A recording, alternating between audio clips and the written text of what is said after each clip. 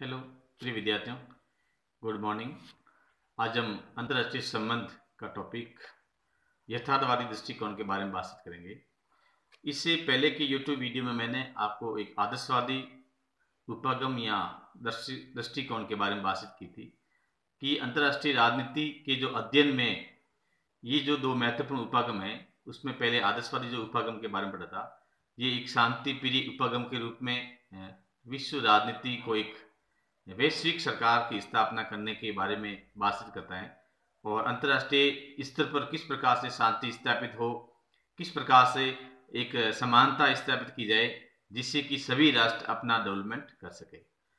उसके बाद में इसकी जो विरुद्ध, अगर या विपरीत हम कई दृष्टिकोण की बात करें तो ये जो अंतर्राष्ट्रीय राजनीति में जो यथार्थवादी जो दृष्टिकोण है, ये यथार्थवादी दृष्टिकोण द्वितीय विश्व युद्ध की घटना के बाद, उसके बाद में अस्तित्व आया था और एक प्रकार से देखा जाए तो ये एक आदर्शवादी जो उपागम है, उस आदर्शवादी उपागम का एक विरोधी या प्रतिद्वंदी माना जाता है।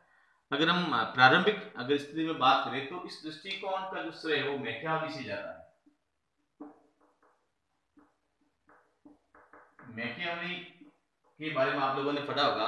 अगर हम यथार्थवादी दृष्टिकोण की ऐतिहासिक पृष्ठभूमि के बारे में बात करें कि इसकी जो उत्पत्ति है या कहां से इसका जो प्रारंभ माना जाता है, तो मैकियावेली का नाम आप लोगों ने पॉलिटिकल साइंस में सुना होगा। मैकियावेली एक यथार्थवादी दृष्टिकोण था, एक राष्ट्रवादी दृष्टिकोण रखने वाला व्यक्ति था और राज्य में एक शासन के पास में शक्ति युद्ध एवं सेना को ही सर्वोच्च मानता था। तो यथार्थवादी दृष्टिकोण का जो प्रारंभिक रूप अगर हम देखें तो ये मैकियावेली ही इस दर्शन का प्रारंभिक चिंतक माना जा सकता है। लेकिन अंतरराष्ट्रीय संबंधों में ये जो उपागम है, इसकी जो शुरुआत है वो शुरुआत द्वितीय विश्व युद्ध से मानी जाती है। हिटलर और मुसोलिनी जैसे जो महान जो इस प्रकार के जो तानाशाही शासक हुए, जो तानाशाही शासक जो शक्ति को बल देते, तो हिटलर और मुसोलिनी जैसे राष्ट्रवादियों ने ही शक्ति को एक सर्वोच्च मानते हुए शक्ति एवं युद्ध की जो मान्यता थी, इस मान्यता को बल दिया था और उसके फलस्वरूप अंतरराष्ट्रीय संबंधों में इसके प्रभाव को समझने पर बल मिला था। तो इस प्रकार से हम कह सकते हैं कि जो यथार्थवादी दृष्टिकोण है, इसकी प्रारंभिक जो जड़ें थी ये मैकियावेली के दर्शन में आपको देखने को मिलती है। उसके बाद में आज हम जो अंतरराष्ट्रीय द्वितीय विश्व के बाद की घटना के बाद में हम आज वर्तमान में जो शक्ति के बारे में बात कर सकते हैं, तो ये जो उपागम है ये इसकी जो हिटलर और मुसोलिनी के बाद की जो घटना है उसके बाद में हम देखे जा सकते हैं और इन्होंने इसके ऊपर ज्यादा ही बल दिया था। मार्गेनथाउ को यथार्थवादी दृष्टिकोण का प्रमुख एक प्रवक्ता माना जाता था और मार्गेनथाउ जो है इसको ही सबसे महत्वपूर्ण माना जाता है। यथार्थवादी दृष्टिकोण है, इसका अगर हम आधुनिक चिंतक कहें तो आधुनिक चिंतक मार्गेनथाउ माना जाता है। मार्गेनथाउ ने यथार्थवादी दृष्टिकोण के ऊपर जो बुक्स लिखी थी, पॉलिटिक्स अमंग नेशंस, यानी कि 1948 जिस समय जो सेकेंड वर्ल्ड वॉर चला था उस समय उन्होंने बुक्स लिखी थी पॉलिटिक्स अमंग नेशंस, और दूसरी जो उन्होंने बुक्स लिखी थी defence of the national interest, ये 1991 में उन्होंने जो 51 में बुक्स लिखी थी और उस बुक्स में उन्होंने अंतरराष्ट्रीय हित को ही सर्वोच्च मानते हुए मार्गेनथाउ ने इसका विश्लेषण किया था। और मार्गेनथाउ ने स्वयं इस संबंध में कहा था कि अंतरराष्ट्रीय संबंध प्रत्येक संबंध की भांति ये शक्ति संघर्ष है और अंतरराष्ट्रीय संबंध का अंतिम लक्ष्य चाहे कुछ भी हो, शक्ति सदैव तात्कालिक उद्देश्य रखती है। यानी कि मार्गेनथाउ कहता है कि अंतरराष्ट्रीय राजनीति को जो प्रभावित करने के लिए कोई भी प्रकार के जो कारण हो सकते हैं, लेकिन अगर हम शक्ति को एक तात्कालिक कारण माना जा सकता है, तो इस प्रकार से हम कह सकते हैं कि मार्गेनथाउ ने अंतरराष्ट्रीय राजनीति में यथार्थवादी दृष्टिकोण था, इसको सबसे ज्यादा इंपोर्टेंस दिया था।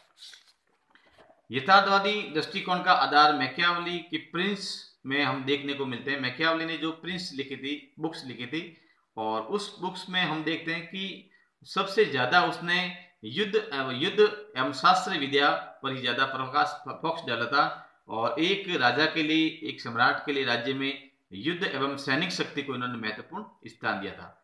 मैकियावेली का कथन था कि मनुष्य, शस्त्र, धन एवं रोटी युद्ध की शक्तियां हैं। वो कहता है कि मनुष्य, शस्त्र, धन और रोटी युद्ध की शक्तियां, परंतु इन चारों में प्रथम तो अत्यंत ही आवश्यक है क्योंकि मनुष्य एवं शस्त्र धन और रोटी को प्राप्त कर सकते हैं, परंतु रोटी और धन मनुष्य एवं शस्त्र को प्राप्त नहीं कर सकते। इस प्रकार से मैकियावेली की इस प्रकार की जो व्यवस्था थी, अतः यथार्थवादी दृष्टिकोण शक्ति, शस्त्र एवं युद्ध को मान्यता देता है। इस प्रकार से ये इसकी विशेष प्रमुख रूप से पाई जाती है। अब हम बात करते हैं कि जो यथार्थवादी दृष्टिकोण है, इसकी प्रमुख क्या क्या मान्यताएं रही हुई है। तो पहली इसकी जो मान्यता है कि सुरक्षा एवं शक्ति की प्रधानता, यानी यथार्थवादी दृष्टिकोण होते हैं वो अंतरराष्ट्रीय राजनीति में सबसे पहले अपने राष्ट्र की सुरक्षा एवं शक्ति को प्रधानता देते हैं और अपने राष्ट्रहित के लिए राष्ट्रहित को सबसे सर्वोच्च मानते हैं। ऐसी स्थिति में वो दूसरे हितों की अनदेखी भी कर सकते हैं। उसके बाद में राष्ट्रहित को सर्वोच्च मान्यता प्रदान करना, यानी कि नेशनल जो इंटरेस्ट है, किसी भी देश के साथ में अगर वो संबंध स्थापित करेगा, युद्ध या संधि या कोई भी अंतरराष्ट्रीय समझौता स्थापित करेगा, तो सबसे पहले स्वयं के राष्ट्र का जो हित है। हालांकि आज हम देखते हैं कि अंतरराष्ट्रीय राजनीति में चाहे कोई भी देश हो, सबसे पहले हर देश अपना नेशनल इंटरेस्ट सबसे आगे रखता है। तो यथार्थवादी दृष्टिकोण की भी मान्यता है। उसके बाद में शस्त्र एवं युद्ध को अनिवार्य मानना, यानी कि यथार्थवादी सोच रखने वाले जो राष्ट्र हैं वो सबसे पहले अपने राष्ट्र में शस्त्र एवं युद्ध को अनिवार्य मानता है और ऐसी स्थिति में उनका जो सैनिक खर्च होता है वो सबसे ज्यादा होता है और सैनिक बल शस्त्रों पर वो धन ज्यादा खर्च करते हैं। इस प्रकार से इनकी एक मान्यता है। शक्ति के लिए संघर्ष करना या शक्ति राजनीति की प्रमुखता होना, यानी कि अंतरराष्ट्रीय राजनीति में इस प्रकार की व्यवस्था रखने वाले जो राष्ट्र होते हैं वो हमेशा शक्ति के लिए संघर्ष करते रहते हैं, यानी कि तरह तरह की नई नई जो टेक्नोलॉजी होती है उस टेक्नोलॉजी का आविष्कार करना है और किस प्रकार से अपने राष्ट्र की जो शक्ति है इस शक्ति को बढ़ावा देना है। इस प्रकार की इसकी मान्यता रहती है। राष्ट्र की शक्ति के विकास पर बल देना, ये इस प्रकार की जो मान्यता रखने वाले जो राष्ट्र होते हैं उनकी ये मान्यता होती है कि अधिक से अधिक उनकी राष्ट्र की स्वयं की जो शक्ति है उसका विकास किस प्रकार से किया जाए, इस पर ये बल देते हैं। उसके बाद में शक्ति और सत्ता के विकास हेतु प्रयास करना या प्रयत्न रहना, यानी कि शक्ति और सत्ता के विकास हेतु हमेशा प्रयास करना। वो चाहते हैं कि अंतरराष्ट्रीय राजनीति में उनकी एक प्रकार से धाक रहे, एक प्रकार से उनकी शक्ति का जो बोलबाला रहे, वो किस प्रकार से शक्ति का एक प्रदर्शन कर सके, इस प्रकार की इनकी मान्यता रहती है। नैतिक सिद्धांतों और भावात्मक मान्यताओं का खंडन करना, यानी अंतरराष्ट्रीय राजनीति में इस प्रकार जो यथार्थवादी जो दृष्टिकोण रखने वाले विचारक होते हैं वो किसी भी प्रकार की जो नैतिकता जैसी बातें होती है उस पर कभी मनन नहीं करते हैं, या वो किसी भी प्रकार की जो अंतरराष्ट्रीय स्तर पर किसी भी प्रकार की भावनाओं या व्याख्याओं में नहीं आते। वो किसी कल्पना पर विश्वास नहीं करते, एक यथार्थवादी सोच पर विश्वास करते हैं। इस प्रकार से हम कह सकते हैं कि इनकी जो कुल मिला के जो आधार होता है वो आधार एक शक्ति को ही बल देना है, शक्ति का विस्तार करना है और शक्ति के बल पर ही अपने साम्राज्य का विस्तार करना है, अपने राष्ट्र को मजबूत बनाना है। अब हम बात करते हैं कि जो यथार्थवादी जो उपागम है, इस उपागम के प्रमुख विचार कौन कौन से। इस टाइप का जो एग्जाम में जो क्वेश्चन है कई बार विद्यार्थियों के आता है और कई बार इसमें दो आपके अति लघुत्रात्मक क्वेश्चन है उसमें पूछा जाता है कि यथार्थवादी उपागम के प्रमुख विचारक कौन कौन है। तो एक तो इसका जो नाम है जॉर्ज कैनन, आप शॉर्ट में इसको कैनन भी कह सकते हैं,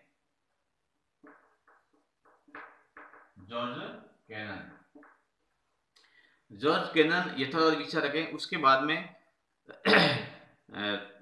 राइनोल्ड नेबू, जॉर्ज श्वार्ज़ेनेगर, हेनरी किसिंजर और जॉन्स मॉर्गेनथाउ। तो इस प्रकार से 3-4 नाम है आपको, कैनन, नेबूर, बर्गर और किसिंजर और मॉर्गेनथाउ। ये जो 4 विचारक हैं जो अंतरराष्ट्रीय राजनीति को शक्ति की मान्यता प्रदान करते हैं एवं यथार्थवादी विचारक है। अंतरराष्ट्रीय संबंधों की बारे में हम देखते हैं कि इस प्रकार से इनकी जो विशेषता है। अब उस देखते हैं कि अंतरराष्ट्रीय जो संबंध है इन संबंधों की प्रमुख रूप से किस प्रकार से आलोचना की जा सकती है कि क्या वास्तव में अंतरराष्ट्रीय संबंधों में जो यथार्थवादी विचार है वो सही, कितना हद तक सही है या कितना गलत है। लेकिन कई विचारक है इस यथार्थवादी जो सोच है, इस प्रकार की जो मान्यता होती है जो अंतरराष्ट्रीय संबंध में एक देश के लिए जो अनिवार्य होते हैं, इसका खंडन करते हैं और इसकी जो आलोचना करती है वो इस प्रकार से की जा सकती है। पहली इसकी आलोचना करते हैं कि सत्ता एवं शक्ति को महत्वपूर्ण मानना भूल है। वो कहते हैं कि अंतरराष्ट्रीय स्तर पर केवल एक राष्ट्र अपनी सत्ता एवं शक्ति को ही मान्यता प्रदान करता है, तो इस प्रकार ये व्यवस्था नहीं होनी चाहिए, क्योंकि एक राज्य होता है, वो राज्य का जो उद्देश्य होता है, सबसे पहला जो उद्देश्य होता है वो जन कल्याण होता है, न कि अपने राज्य की शक्ति का विस्तार करना। क्योंकि शक्ति का बढ़ावा देने से पहले जो होता है वो व्यक्ति परक राज्य होना चाहिए, क्योंकि राज्य का जो उद्देश्य होना चाहिए, राज्य तो एक संस्था है, लेकिन इसका जो प्रमुख जो उद्देश्य होता है वो एक मनुष्य होता है, तो मानव परक होना होना चाहिए। शक्ति एवं सत्ता को आंकना, परिभाषित करना या मापना संभव नहीं है। उसके बाद कुछ आलोचक कहते हैं कि अंतरराष्ट्रीय राजनीति में एक राष्ट्र के पास में कितनी शक्ति है उसको परिभाषित करना या उसको मापना संभव नहीं है।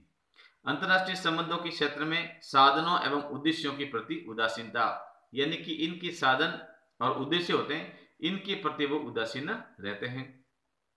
अंतरराष्ट्रीय शक्ति का प्रसार करना विश्व शांति के लिए खतरा है। अगर कोई राष्ट्र अंतरराष्ट्रीय स्तर पर अपने ही राष्ट्र को या शक्ति का बल प्रयोग या शक्ति का ज्यादा प्रसार करता है, तो ऐसी स्थिति में जो आज विश्व शांति है, यूएनओ जैसे जो अंतरराष्ट्रीय शांति स्थापित करने के लिए संगठन बने हुए, मानवाधिकार जो इस प्रकार की जो व्यवस्था है वो बात करें, तो इस प्रकार से हम कह सकते हैं कि एक राष्ट्र में किस प्रकार से एक पीसफुल वातावरण हो, तो उसके लिए ये व्यवस्था उचित नहीं है।